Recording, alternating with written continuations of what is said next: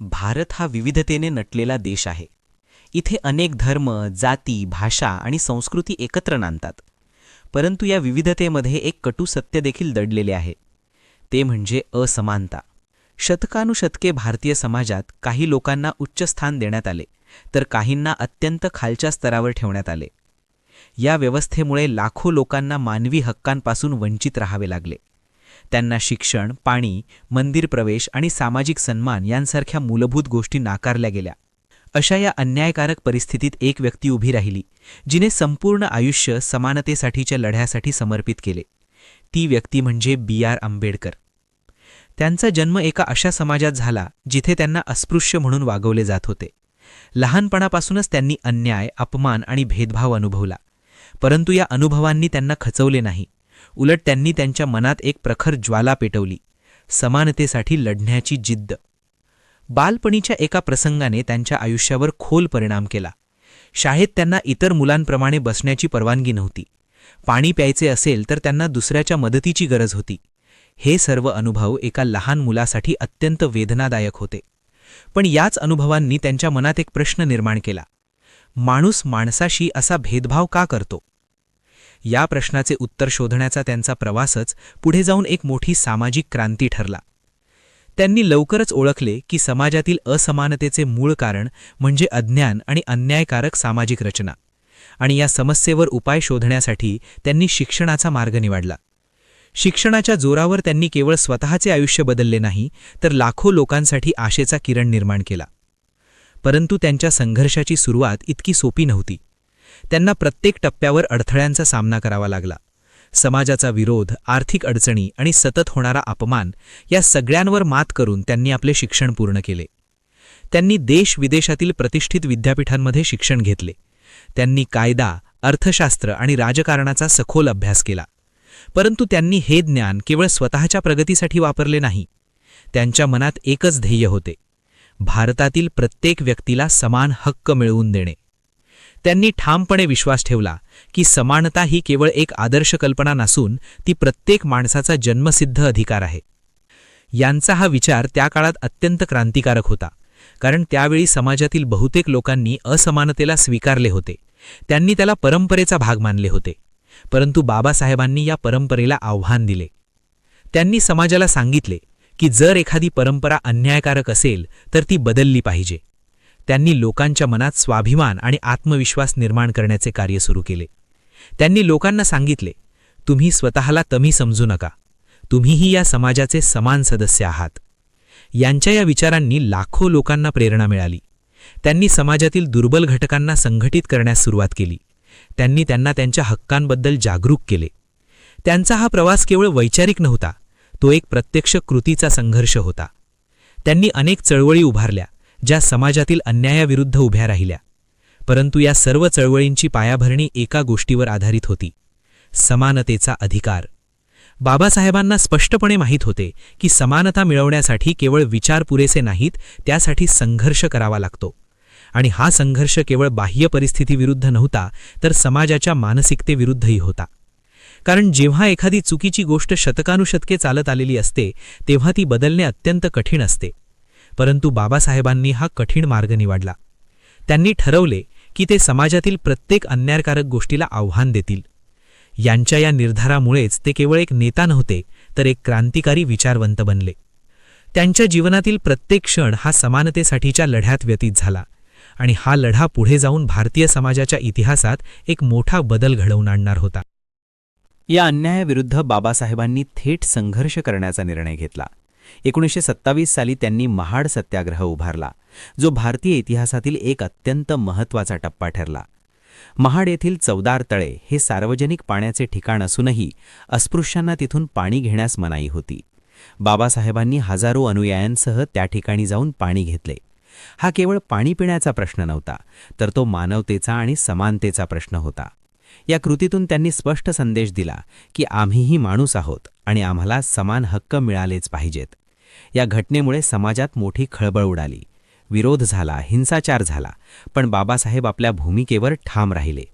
यानंतर त्यांनी समाजातील अन्यायकारक परंपरांना आव्हान देण्यासाठी आणखी एक मोठे पाऊल उचलले. त्यांनी मनुस्मृतीचा सार्वजनिकरित्या दहन केला. त्या काळात मनुस्मृतीला सामाजिक नियमांचे आधार मानले जात होते, परंतु त्यामध्ये असमानतेला समर्थन दिले गेले होते. बाबासाहेबांनी ठामपणे सांगितले की ज्या परंपरा माणसाला कमी लेखतात त्या स्वीकारण्यासारख्या नाहीत. त्यांच्या या कृतीने समाजात एक मोठा विचार मंथन सुरू झाला. याच काळात त्यांनी धार्मिक क्षेत्रातील भेदाभावाविरुद्धही आवाज उठवला. अनेक मंदिरांमध्ये अस्पृश्यांना प्रवेश नाकारला जात होता. बाबासाहेबांनी या अन्यायाविरुद्ध चळवळी सुरू केल्या आणि सांगितले की धर्म जर माणसांमध्ये भेदभाव करत असेल तर तो खरा धर्म नाही. या चळवळींमुळे अनेक ठिकाणी लोकांनी मंदिर प्रवेशासाठी संघर्ष केला. हा संघर्ष केवळ धार्मिक नव्हता, तर तो मानवी सन्मानासाठीचा होता. बाबासाहेबांना हे चांगलेच समजले होते की एकट्या व्यक्तीने समाज बदलणे शक्य नाही. म्हणूनच त्यांनी लोकांना संघटित करण्यावर भर दिला. त्यांनी विविध संघटना स्थापन केल्या आणि लोकांना एकत्र आणले. त्यांनी लोकांना सांगितले की एकजूट हीच त्यांची सर्वात मोठी ताकद आहे. जेव्हा लोक एकत्र येतात तेव्हा त्यांचा आवाज अधिक प्रभावी होतो आणि अन्यायाविरुद्ध लढण्याची शक्ती निर्माण होते. या सर्व चळवळींसोबत त्यांनी शिक्षणालाही तितकेच महत्त्व दिले. त्यांना माहीत होते की अज्ञानामुळेच लोक अन्याय सहन करतात. त्यामुळे त्यांनी शैक्षणिक संस्था उभारल्या, वाचनालये सुरू केली आणि लोकांना शिक्षण घेण्यास प्रोत्साहित केले. त्यांनी स्पष्टपणे सांगितले की शिक्षणाशिवाय मुक्ती शक्य नाही. शिक्षणामुळे माणूस विचार करू लागतो, प्रश्न विचारतो आणि स्वतःच्या हक्कांची जाणीव करून घेतो. या सर्व प्रयत्नांमुळे समाजात एक मोठी जागृती निर्माण झाली. लोकांनी आपल्या स्थितीबद्दल विचार करायला सुरुवात केली. त्यांनी अन्याय सहन करण्याऐवजी त्याविरुद्ध उभे राहण्याचा निर्णय घेतला. बाबासाहेबांच्या नेतृत्वामुळे समाजातील दुर्बल घटकांमध्ये आत्मविश्वास निर्माण झाला आणि त्यांनी स्वतःच्या हक्कांसाठी संघर्ष सुरू केला. परंतु बाबासाहेबांचा लढा इथेच थांबला नाही. त्यांनी ओळखले की सामाजिक बदलासोबत राजकीय शक्तीही आवश्यक आहे. जर समाजातील दुर्बल घटकांना त्यांचे हक्क सुरक्षित करायचे असतील तर त्यांना राजकीय प्रतिनिधित्व मिळाले पाहिजे. याच विचारातून त्यांनी पुढे राजकारणात प्रवेश केला आणि समानतेसाठीचा संघर्ष अधिक व्यापक केला.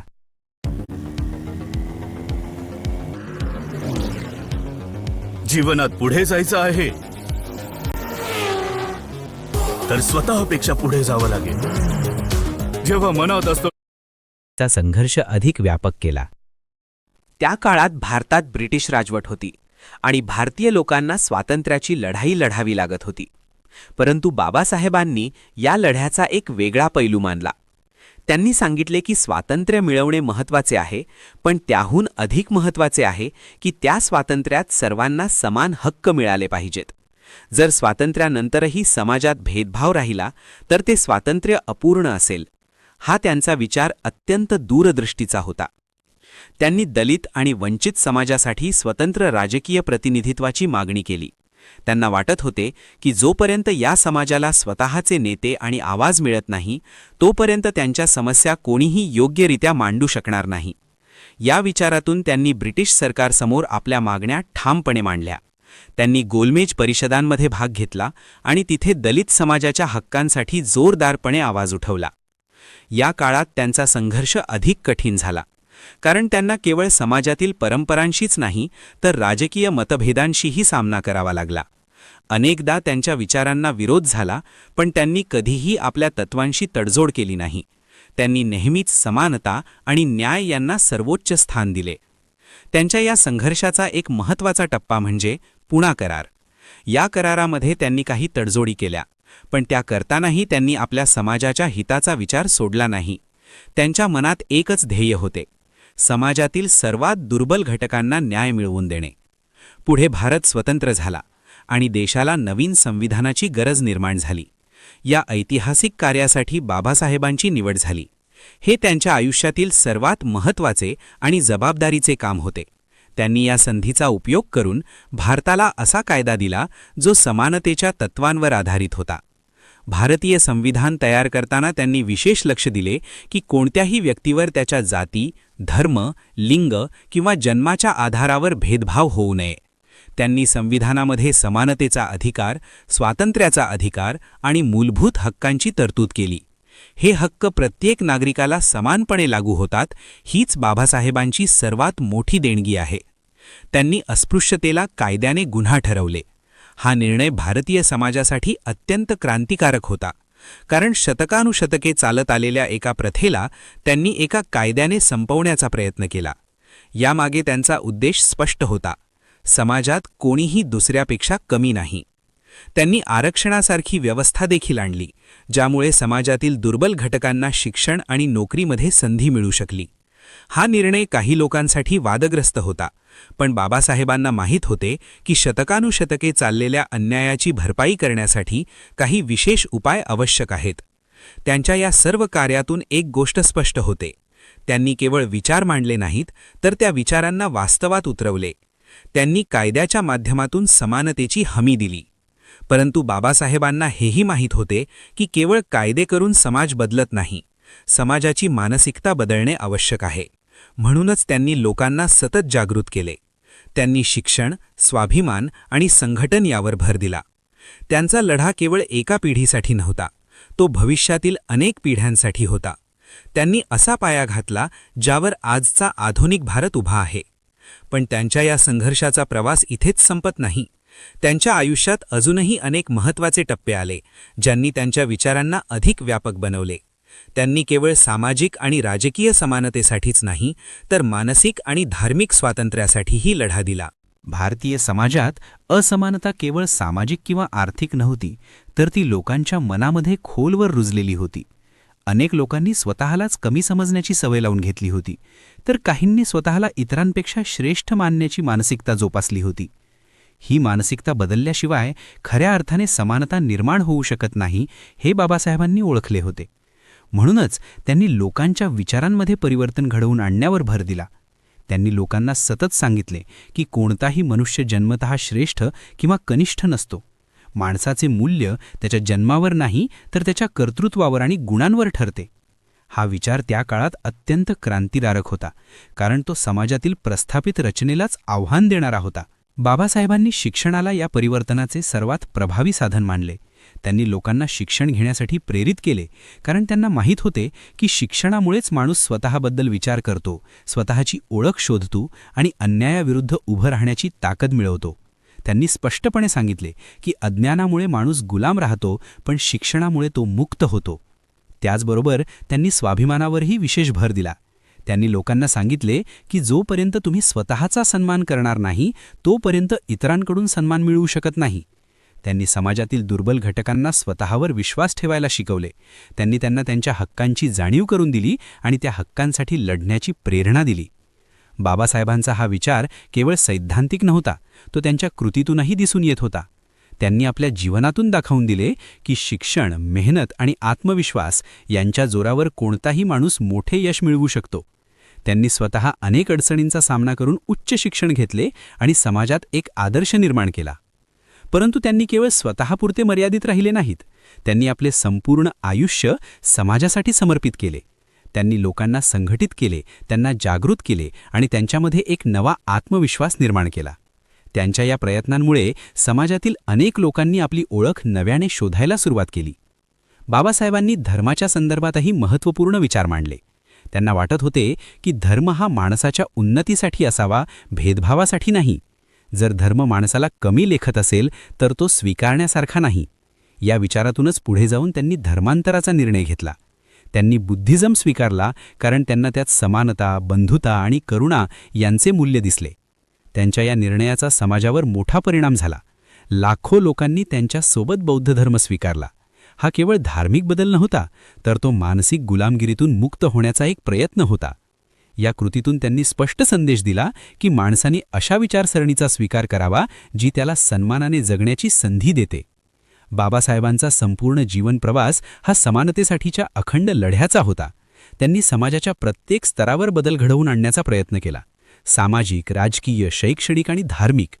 त्यांच्या या सर्व प्रयत्नांमुळे भारतीय समाजात एक मोठा बदल घडू लागला.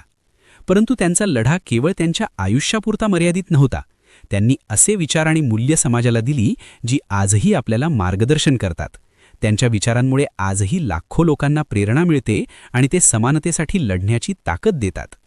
आज आपण ज्या समाजात जगतो तो पूर्णपणे समानतेवर आधारित नाही, पण बाबासाहेबांच्या प्रयत्नांमुळे त्या दिशेने मोठी पावलं उचलली गेली आहेत. त्यांच्या कार्यामुळेच आज प्रत्येक नागरिकाला समान हक्क मिळाले आहेत आणि अन्यायाविरुद्ध आवाज उठवण्याची ताकद मिळाली आहे. पण अजूनही आपल्याला खूप काही साध्य करायचे आहे. समाजात अजूनही अनेक प्रकारचे भेदभाव अस्तित्वात आहेत. त्यामुळे बाबासाहेबांचा लढा आजही संपलेला नाही, तो प्रत्येक पिढीने पुढे चालू ठेवणे भारत स्वतंत्र झाला, संविधान लागू झाले आणि समानतेचे तत्त्व कायद्याने मान्य झाले. परंतु बाबासाहेबांना हे चांगलेच माहीत होते की कागदावर लिहिलेली समानता आणि प्रत्यक्ष जीवनातील समानता यामध्ये मोठा फरक असतो. त्यांनी अनेक वेळा स्पष्टपणे सांगितले होते की जर सामाजिक आणि आर्थिक समानता निर्माण झाली नाही तर राजकीय समानता टिकू शकणार नाही. आजच्या काळात आपण पाहतो की बाबासाहेबांनी दिलेले अधिकार आपल्याला मिळाले आहेत. मतदानाचा अधिकार, शिक्षणाचा अधिकार, अभिव्यक्ती स्वातंत्र्य आणि समानतेचा अधिकार.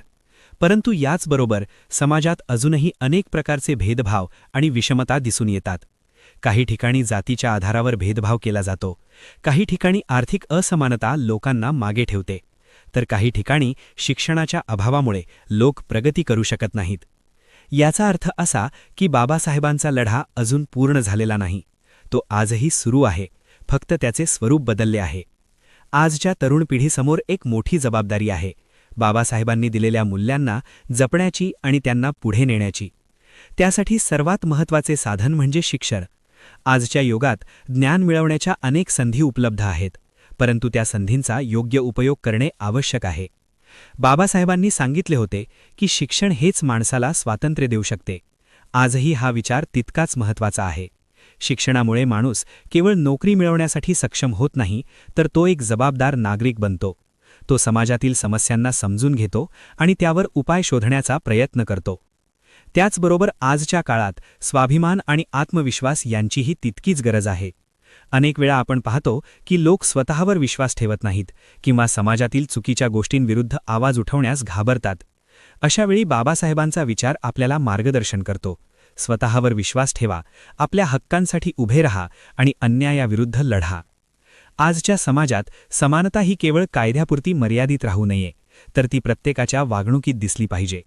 आपण एकमेकांशी कसे वागतो यावर समाजाची गुणवत्ता ठरते. जर आपण इतरांचा सन्मान केला, त्यांना समानतेने वागवले, तरच बाबासाहेबांचे स्वप्न पूर्ण होईल. आजच्या काळात तंत्रज्ञान आणि जागतिकीकरणामुळे जग खूप जवळ आले आहे, परंतु याचबरोबर नवीन प्रकारच्या विषमता देखील निर्माण झाल्या आहेत. काही लोकांना प्रगतीच्या संधी सहज मिळतात, तर काही अजूनही मागे राहतात. या परिस्थितीत बाबासाहेबांचे विचार अधिक महत्त्वाचे ठरतात. त्यांनी आपल्याला शिकवले की समाजातील प्रत्येक व्यक्तीला समान संधी मिळाली पाहिजे. जर काही लोक मागे राहिले तर समाजाची प्रगती अपूर्ण राहते. म्हणूनच आपल्याला अशा समाजाची निर्मिती करावी लागेल जिथे प्रत्येकाला आपली क्षमता विकसित करण्याची संधी मिळेल. बाबासाहेबांनी दिलेले शिका, संघटित व्हा आणि संघर्ष करा हे तत्त्व आजही तितकेच लागू आहे. आजच्या काळात या तत्वाचा अर्थ असा आहे की आपण ज्ञान मिळवावे, समाजाशी जोडलेले राहावे आणि अन्यायाविरुद्ध जागरूक राहावे. आजच्या तरुणांनी केवळ स्वतःच्या यशावर लक्ष केंद्रित न करता समाजासाठी काहीतरी करण्याचा विचार केला पाहिजे. जर प्रत्येक तरुणाने आपल्या आसपासच्या लोकांना मदत केली, त्यांना शिक्षणासाठी प्रोत्साहित केले आणि समानतेचा विचार पसरवला, तर समाजात मोठा बदल घडू शकतो. बाबासाहेबांचा लढा हा केवळ एका समाजासाठी नव्हता, तो संपूर्ण मानवजातीसाठी होता. त्यांनी समानतेचा जो विचार मांडला तो कोणत्याही एका देशापुरता मर्यादित नाही, तो एक सार्वत्रिक मूल्य आहे. आज आपण त्यांच्या विचारांचा उपयोग करून एक असा समाज निर्माण करू शकतो जिथे कोणालाही त्याच्या जन्मामुळे कमी लेखले जाणार नाही, जिथे प्रत्येकाला समान संधी मिळेल आणि जिथे न्याय, स्वातंत्र्य आणि बंधुता या मूल्यांचा आदर केला जाईल. परंतु हे सर्व साध्य करण्यासाठी प्रत्येकाने आपली भूमिका ओळखली पाहिजे. आपण केवळ प्रेक्षक बनून राहिलो तर बदल घडणार नाही. बदल घडवण्यासाठी आपल्याला पुढे येऊन काम करावे लागेल. बाबासाहेबांचा समानतेसाठीचा लढा हा केवळ एका व्यक्तीचा संघर्ष नव्हता, तर तो संपूर्ण मानवतेसाठीचा लढा होता. त्यांनी आयुष्यभर अन्याय, भेदभाव आणि असमानतेविरुद्ध आवाज उठवला. त्यांनी केवळ समस्या दाखवून दिल्या नाहीत, तर त्यावर उपायही सुचवले आणि ते प्रत्यक्षात उतरवून दाखवले. त्यांच्या जीवनाचा विचार केला तर एक गोष्ट स्पष्टपणे दिसून येते. त्यांनी कधीही परिस्थितीसमोर हार मानली नाही. लहानपणापासूनच त्यांनी अपमान, अन्याय आणि अडचणींचा सामना केला, पण त्यांनी त्या अडचणींना आपल्या प्रगतीचा अडथळा बनू दिला नाही. उलट त्या अडचणींनीच त्यांना अधिक मजबूत बनवले. त्यांनी शिक्षणाच्या माध्यमातून स्वतःला घडवले आणि त्याच शिक्षणाचा उपयोग करून समाजात क्रांती घडवून आणली. त्यांनी दाखवून दिले की ज्ञानाच्या बळावर कोणताही माणूस आपल्या परिस्थितीवर मात करू शकतो आणि इतरांसाठीही मार्गदर्शक ठरू शकतो. बाबासाहेबांनी दिलेला सर्वात मोठा संदेश म्हणजे समानता ही केवळ मागण्याची गोष्ट नाही, तर ती मिळवण्यासाठी संघर्ष करावा लागतो. त्यांनी लोकांना शिकवले की हक्क मिळवायचे असतील तर त्यासाठी जागरूकता, संघटन आणि धैर्य आवश्यक आहे. त्यांच्या कार्यामुळे आज भारतात प्रत्येक नागरिकाला समान हक्क मिळाले आहेत. संविधानाच्या माध्यमातून त्यांनी जे तत्त्व मांडले ते आजही आपल्या देशाचा पाया आहेत. न्याय, स्वातंत्र्य, समानता आणि बंधुता ही मूल्ये आपल्या लोकशाहीची ओळख बनली आहेत. परंतु बाबासाहेबांनी एक इशाराही दिला होता. जर आपण या मूल्यांचे पालन केले नाही तर समाज पुन्हा असमानतेच्या दिशेने जाऊ शकतो. म्हणूनच त्यांनी लोकांना सतत जागृत राहण्याचा सल्ला दिला. आजच्या काळात आपण स्वतःला एक प्रश्न विचारला पाहिजे. आपण खरोखरच समानतेचा विचार आपल्या जीवनात उतरवतो का? जर आपण अजूनही कोणाला जाती, धर्म, लिंग किंवा आर्थिक स्थितीच्या आधारावर कमी लेखत असू तर आपण बाबासाहेबांच्या विचारांपासून दूर जात आहोत. पण जर आपण प्रत्येक व्यक्तीला समानतेने वागवत असू तर आपण त्यांच्या स्वप्नाला साकार करण्याच्या दिशेने एक पाऊल टाकत आहोत. बाबासाहेबांचा लढा हा केवळ इतिहासाचा भाग नाही, तो आजही जिवंत आहे. तो प्रत्येक त्या व्यक्तीमध्ये जिवंत आहे जी अन्यायाविरुद्ध उभी राहते, जी समानतेसाठी आवाज उठवते आणि जी समाजात सकारात्मक बदल घडवण्याचा प्रयत्न करते. त्यांच्या विचारांचा खरा आदर करण्याचा एकच मार्ग आहे, त्यांना आपल्या जीवनात उतरवणे. आपण शिक्षणाला महत्त्व दिले पाहिजे, कारण शिक्षणच आपल्याला योग्य अयोग्य यातील फरक समजायला शिकवते. आपण स्वाभिमान राखला पाहिजे, कारण स्वाभिमानामुळेच आपण अन्यायाविरुद्ध उभे राहू शकतो. आणि आपण एकत्र राहिले पाहिजे, कारण संघटनेशिवाय कोणताही मोठा बदल घडू शकत नाही. जर आपण या तिन्ही गोष्टी आपल्या जीवनात अंगीकारल्या तर आपण बाबासाहेबांच्या विचारांना पुढे नेऊ शकतो. आज भारत एका नव्या युगात प्रवेश करत आहे. प्रगती, तंत्रज्ञान आणि विकास यामुळे देश पुढे जात आहे. परंतु या प्रगतीसोबत समानतेची मूल्ये टिकवून ठेवणे ही आपली सर्वांची जबाबदारी आहे. जर समाजातील प्रत्येक व्यक्तीने ठरवले की तो कोणालाही कमी लेखणार नाही, तो प्रत्येकाला समानतेने वागवेल, तर एक नवीन भारत निर्माण होईल.